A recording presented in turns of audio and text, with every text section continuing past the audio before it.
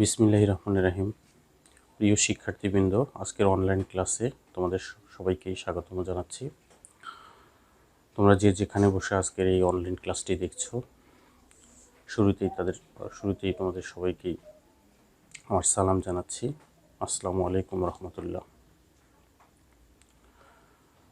তো আজকের এই ক্লাসটি হচ্ছে দশম শ্রেণীর শিক্ষার্থীদের জন্য।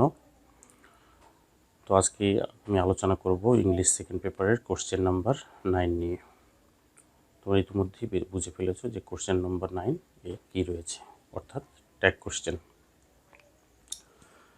তো আমি গত ক্লাসেও আলোচনা করেছিলাম ট্যাগ কোশ্চেন সম্পর্কে। সেখানে আমি বলেছিলাম ট্যাগ কোশ্চেন কাকে বলে, ট্যাগ কোশ্চেন কত প্রকার ও কী কী, তাদের গঠন প্রণালী, এগুলো আলোচনা করেছিলাম। ট্যাগ কোশ্চেন করার জন্য কী কী বিষয় প্রয়োজন হয় সেগুলো আলোচনা করেছিলাম। যেমন অক্সিলারি ভার্ব প্রয়োজন হয় ট্যাগ কোশ্চেন করার জন্য, তারপর সেগুলো আলোচনা করেছিলাম। তারপর প্রোনাউন আলোচনা করেছিলাম, ট্যাগ কোশ্চেনে প্রোনাউন এর ব্যবহার রয়েছে, সেগুলো আমি আলোচনা করেছিলাম গত ক্লাসে। তারপরে অ্যাফার্মেটিভ নেগেটিভ সেন্টেন্স নিয়েও আলোচনা করেছিলাম। এটাও ট্যাগ কোশ্চেনের সঙ্গে সম্পৃক্ত এই বিষয়টি, অ্যাফার্মেটিভ এবং নেগেটিভ। তো আজকে আমরা কিছু নিয়ম দেখব ট্যাগ কোশ্চেনের ওপর। তো কিভাবে, মানে কি কি থাকলে একটা ট্যাগ কোশ্চেনে কি কি থাকলে কি কি করতে হবে সেই বিষয়গুলো নিয়ে। তো চলো তাহলে আমরা শুরু করি। তো প্রথমেই দেখো, আমি কয়েকটা নিয়ম এখানে লিখে রেখেছি। দেখো তার মধ্যে 1 নম্বর নিয়মটা দেখো, রুল 1।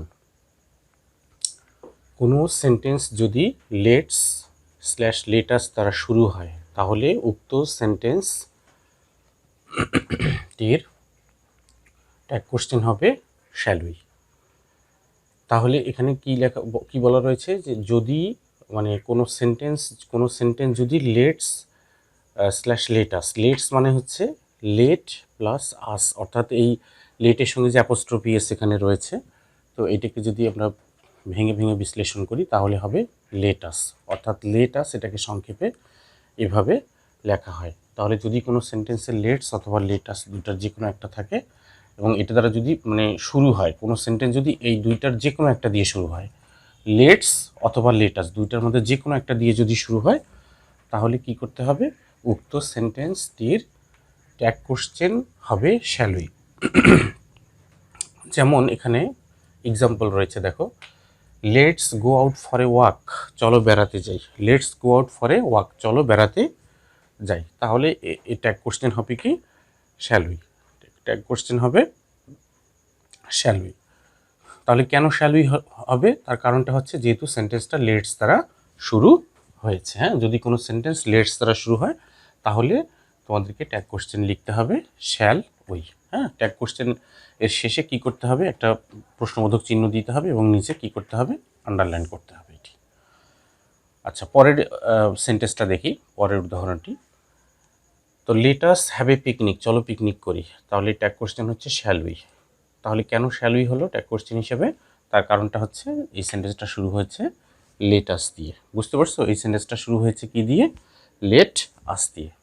তাহলে যদি কোনো সেন্টেন্স লেটস অথবা লেট আস যে কোনোভাবেই শুরু হোক না কেন, ট্যাগ কোশ্চেন হবে শ্যাল উই। আচ্ছা, এবার আমরা 2 নম্বর রুলটা দেখি। দেখো 2 নম্বর রুলটা এখানে কি আছে, যে যদি কোনো সেন্টেন্স ডোন্ট/ডু নট দ্বারা শুরু হয়, তাহলে ওই সেন্টেন্সটির ট্যাগ কোশ্চেন হবে উইল ইউ। হ্যাঁ, যদি কোনো সেন্টেন্স ডোন্ট অথবা ডু নট দুইটার মধ্যে যে কোনো একটা দিয়ে শুরু হয়, ডোন্ট দিয়ে শুরু হোক অথবা ডু নট দিয়ে শুরু হোক। ডোন্ট মানে হচ্ছে ডু নটের সংক্ষিপ্ত রূপ। বুঝতে পারছো, ডোন্ট মানে কি, ডোন্ট মানে হচ্ছে ডু এবং নট, এই দুইটার হচ্ছে সংক্ষিপ্ত রূপকে এভাবে লেখা হয়, ডোন্ট। তো তাহলে যদি কোনো সেন্টেন্স ডোন্ট অথবা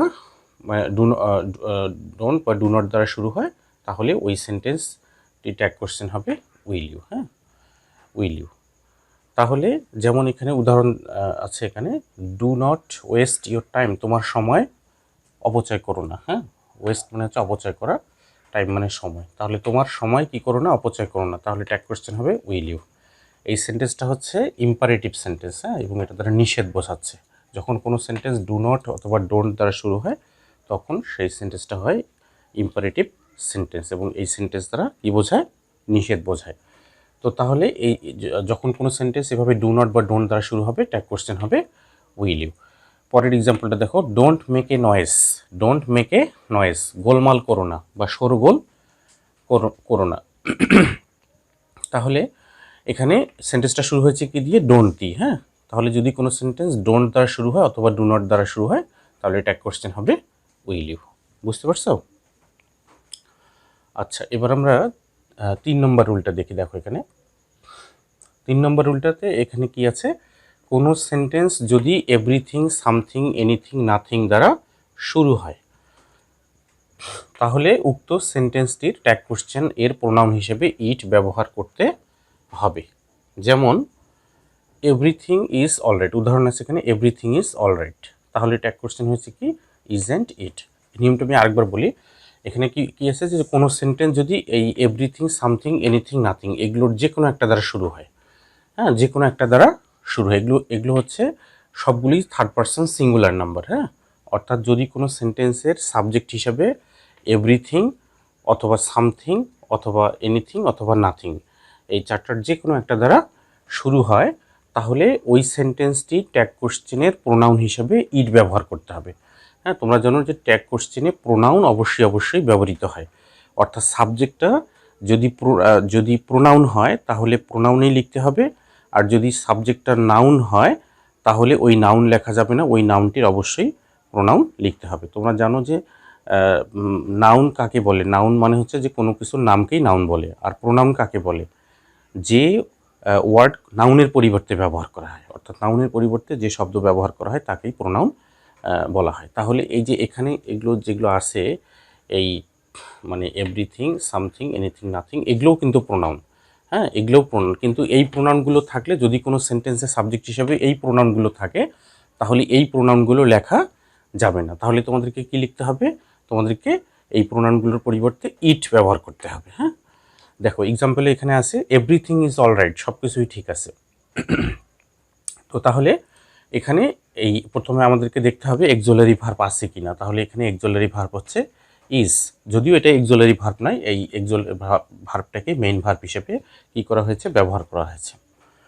তো তাহলে এখানে আমরা ইজ নিলাম, তারপরে এখানে সেন্টেন্সটা হচ্ছে অ্যাফার্মেটিভ সেন্টেন্স, অর্থাৎ যে ওয়ার্ডগুলো দ্বারা নেগেটিভ বোঝায়, যেমন নট, নো, নেভার, নোবডি, এগুলো দ্বারা নেগেটিভ, নাথিং, হ্যাঁ, আরও অনেক শব্দ আছে যেগুলো দ্বারা নেগেটিভ বোঝায়, ওই রকম কোনো ওয়ার্ড এখানে উপস্থিত নেই এই সেন্টেন্সটির মধ্যে। তাহলে অবশ্যই এই সেন্টেন্সটি হচ্ছে কি অ্যাফার্মেটিভ সেন্টেন্স, অর্থাৎ হাবোধক বাক্য। তাহলে যদি কোনো সেন্টেন্স হাবোধক হয় অর্থাৎ অ্যাফার্মেটিভ সেন্টেন্স হয় তাহলে ট্যাগ কোশ্চেনটা হবে কি, নেগেটিভ। তাহলে নেগেটিভ হলে অক্সিলারি ভার্বের সঙ্গে কি যুক্ত করতে হবে, নট যুক্ত করতে হবে, সংক্ষেপে লিখতে হবে, হ্যাঁ।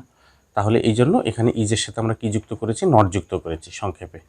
তারপরে এই যে সেন্টেন্সটির সাবজেক্ট ছিল হচ্ছে এভরিথিং, তাহলে এই এভরিথিং এই সাবজেক্টটা না লিখে আমরা এর পরিবর্তে লিখেছি হচ্ছে ইট, হ্যাঁ। এর পরিবর্তে ইট লিখতে হবে, হ্যাঁ, এটাই। পরের সেন্টেন্সটা দেখো, nothing can concern you. Nothing can concern you, কোনো কিছুই তোমাকে উদ্বেলিত করতে পারে না। তো তাহলে এখানে আমরা শুরুতেই দেখব এক্সিলারি ভার্ব আছে কিনা। তাহলে এখানে এক্সিলারি ভার্ব অবশ্যই আছে, এখানে হচ্ছে ক্যান।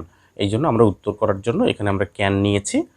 তারপরে আমরা সেন্টেন্সটা দেখব, এখানে ক্যানটা হচ্ছে কিন্তু মডাল এক্সিলারি ভার্ব, হ্যাঁ, ক্যান হচ্ছে কি মডাল এক্সিলারি ভার্ব, আর এই যে এটা হচ্ছে মেইন ভার্ব, আর এটা হচ্ছে সাবজেক্ট, বুঝতে পারছো, আর এটা হচ্ছে অবজেক্ট।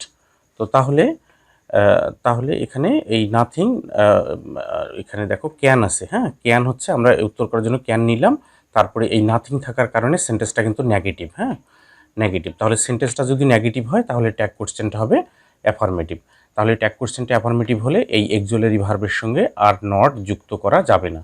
আমরা যে এক্সিলারি ভার্বের সঙ্গে নট যুক্ত করতাম, সংক্ষেপে লিখতাম, তার এটা লেখা যাবে না। কেন লেখা যাবে না, তার কারণটা হচ্ছে এই সেন্টেন্সটার মধ্যে নাথিং যে শব্দটি রয়েছে, নাথিং যে ওয়ার্ডটি রয়েছে, এই ওয়ার্ডটি দ্বারা বোঝা যাচ্ছে যে এই বাক্যটি অর্থাৎ এই সেন্টেন্সটি হচ্ছে কি নেগেটিভ সেন্টেন্স। বুঝতে পারছো? এই জন্য সেন্টেন্সটা নেগেটিভ হওয়ার কারণে ট্যাগ কোশ্চেনটা হবে অ্যাফার্মেটিভ। তাহলে অ্যাফার্মেটিভ হলে এই এক্সিলারি ভার্বের সঙ্গে, অর্থাৎ এক্সিলারি ভার্ব যেখানে ক্যান রয়েছে এর সঙ্গে আর নট যুক্ত করা যাবে না। হ্যাঁ, তাহলে এখানে এখন এই এক্সিলারি ভার্ব নেওয়ার পর এখন সাবজেক্ট লিখতে হবে। সাবজেক্ট হচ্ছে নাথিং। তাহলে যদি কোনো সেন্টেন্সে নাথিং থাকে তাহলে এর পরিবর্তে ব্যবহার করতে হবে ইট, এভাবে। বুঝতে পারছো? আচ্ছা, এবার আমরা 4 নম্বর রুলটা দেখি। দেখো 4 নম্বর রুলটা দেখো এখানে, যদি কোনো সেন্টেন্স শুধুমাত্র এই জাতীয় থার্ড পারসন সিঙ্গুলার নাম্বার, যেমন এভরিবডি, তারপরে হচ্ছে somebody, anybody, nobody, everyone, someone, anyone, no one, হ্যাঁ, ইত্যাদি দিয়ে শুরু হয়, তাহলে উক্ত সেন্টেন্সটির ট্যাগ কোশ্চেন এর প্রোনাউন হিসেবে দে ব্যবহার করতে হবে এবং ওই সেন্টেন্সটির এক্সিলারি ভার্ব প্লুরাল নাম্বারে লিখতে হবে। আচ্ছা, তাহলে এখানে কি বলা আছে যে যদি কোনো সেন্টেন্স শুধুমাত্র এই জাতীয় থার্ড পারসন সিঙ্গুলার নাম্বার, কি জাতীয় সেগুলো কি কি, এই যে এগুলো, হ্যাঁ, এভরিবডি, তারপরে হচ্ছে সামবডি, এনিবডি, নোবডি, তারপরে হচ্ছে everyone, someone, anyone, no one, অর্থাৎ এই এই যে ইয়াগুলো রয়েছে, হ্যাঁ, এই যে এভরিবডি, তারপরে সামবডি, এগুলো হচ্ছে সবগুলোই থার্ড পারসন সিঙ্গুলার নাম্বার। হ্যাঁ, এগুলো সবগুলো এখানে যতগুলো এখানে আছে সবগুলোই হচ্ছে থার্ড পারসন সিঙ্গুলার নাম্বার। এগুলো ছাড়া আরও কিন্তু থার্ড পারসন সিঙ্গুলার নাম্বার রয়েছে, আরও অনেক থার্ড পারসন সিঙ্গুলার নাম্বার রয়েছে। তো এখানে এগুলো ব্যতীত, হ্যাঁ, এগুলো ব্যতীত বাকি যে থার্ড পারসন সিঙ্গুলার নাম্বারগুলো আছে সেগুলোর ক্ষেত্রে নিয়ম হচ্ছে ব্যতিক্রম, ওটা ব্যতিক্রম নিয়ম। কিন্তু যদি কোনো সেন্টেন্সে শুধুমাত্র এই জাতীয় থার্ড পারসন সিঙ্গুলার নাম্বার থাকে, অর্থাৎ এভরিবডি থাকতে পারে বা সামবডি বা যে কোনো ধরনের এখানে এগুলো যেগুলো আছে এগুলোর মধ্যে যে কোনো একটা যদি থার্ড পারসন এইরকম যে কোনো একটা থার্ড পারসন সিঙ্গুলার নাম্বার থাকে, তাহলে ওই সেন্টেন্সটার জন্য যে ট্যাগ কোশ্চেনের প্রোনাউন তোমরা ব্যবহার করবে, সেই প্রোনাউন তোমরা কি লিখবে? অবশ্যই দে লিখতে হবে। হ্যাঁ, এখানে লেখা রয়েছে যে ট্যাগ কোশ্চেনটির প্রোনাউন হিসেবে দে ব্যবহার করতে হবে। ঠিক আছে? দে হচ্ছে থার্ড পারসন প্লুরাল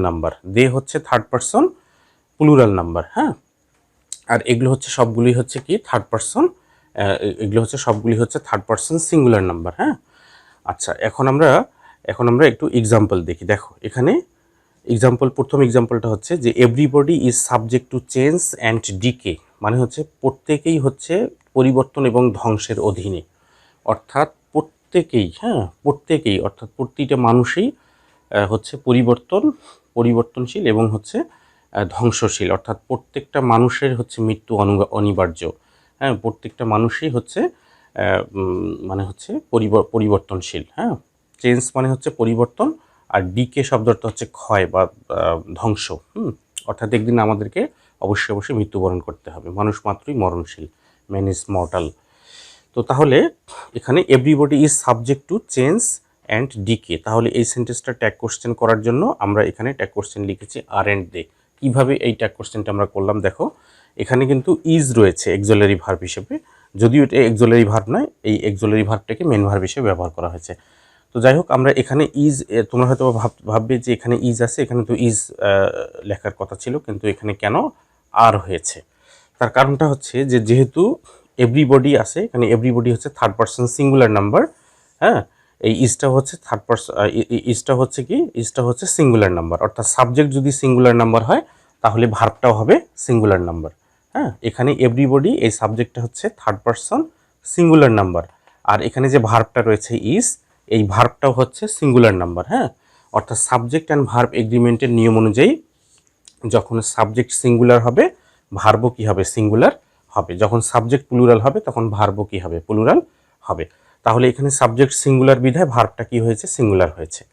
তো তাহলে ট্যাগ কোশ্চেনের নিয়ম অনুযায়ী এভরিবডি থাকলে এখানে দে ব্যবহার করতে হবে। এখানে নিয়মটা সেটাই বলা আছে যে যদি কোনো সেন্টেন্সে শুধুমাত্র এই জাতীয় থার্ড পারসন সিঙ্গুলার নাম্বার, অর্থাৎ এই যে everybody, somebody, anybody, nobody, everyone, someone, anyone, no one, এগুলোর যে কোনো একটা দিয়ে যদি শুরু হয়, হ্যাঁ, যদি কোনো সেন্টেন্স এগুলোর যে কোনো একটা দিয়ে শুরু হয়, এগুলো সবগুলি হচ্ছে থার্ড পারসন সিঙ্গুলার নাম্বার যদি শুরু হয়, তাহলে সেই জন্য ট্যাগ কোশ্চেনের প্রোনাউন হিসেবে লিখতে হবে কি? দে।